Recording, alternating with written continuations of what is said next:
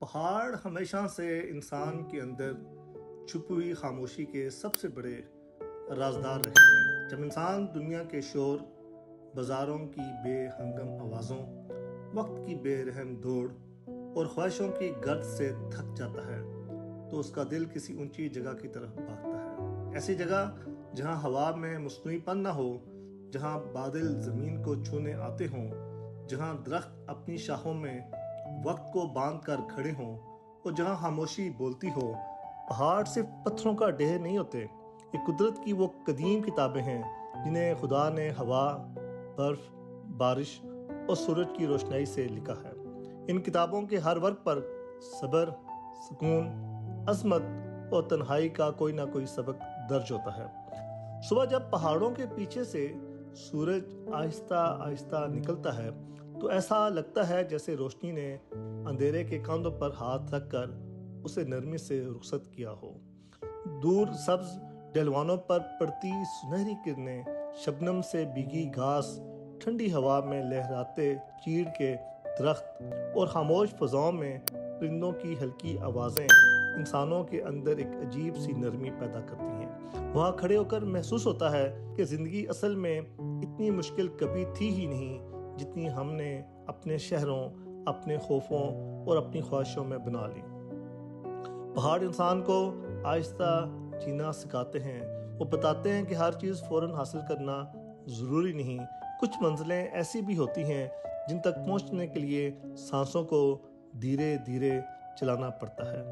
पहाड़ों की शामें तो गोया किसी सूफी की दुआ होती हैं। सूरज जब थक कर पहाड़ों के अकब में उतरने लगता है तो आसमान पर नारंगी, सुनहरी और हल्के जामुनी रंग बिखर जाते हैं। दूर कहीं किसी गांव से उठता धुआं, लकड़ी जलने की खुशबू, ठंडी हवा में गुलती अजान की आवाज़ और खामोशी में लिपटी हुई वादियां दिल को एक ऐसे सुकून से भर देती हैं जैसे लफ्ज़ मुकम्मल तौर पर बयान नहीं कर सकते। इंसान उस लम्हे समझता है कि दुनिया की सबसे बड़ी नेमत शायद सुकून ही है और सुकून हमेशा सादगी के करीब रहता है।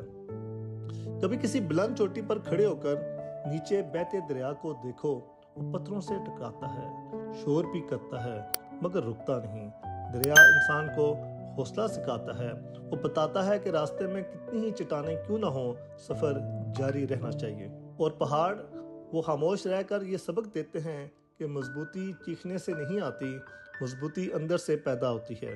जो चीज़ जितनी अजीम होती है वो इतनी ही खामोश होती है। समंदर गरजता है, बादल शोर करते हैं मगर पहाड़ हमेशा खामोश रहते हैं क्योंकि उन्हें अपनी बुलंदी पर यकीन होता है। इन वादियों में चलते हुए इंसान को अक्सर अपना बचपन याद आने लगता है। वो दिन जब खुशियाँ छोटी छोटी बातों में मिल जाती थी, जब बारिश सिर्फ बारिश होती थी, मौसम सिर्फ मौसम होते थे और दिल पर दुनिया के इतने बोझ नहीं होते थे। पहाड़ इंसान के अंदर सोई हुई यादों को जगा देते हैं।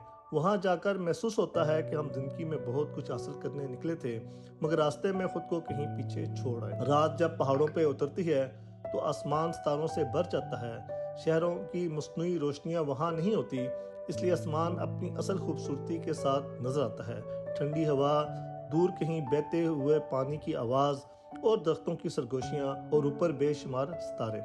उस वक्त इंसान को अपनी हकीकत का, हैसियत का अंदाज़ा होता है। उसे मालूम होता है कि वो इस वसी कायनात में कितना छोटा है मगर उसके ख्वाब, उसकी दुआएं, उसका दिल फिर भी कितनी बड़ी चीज़ हैं।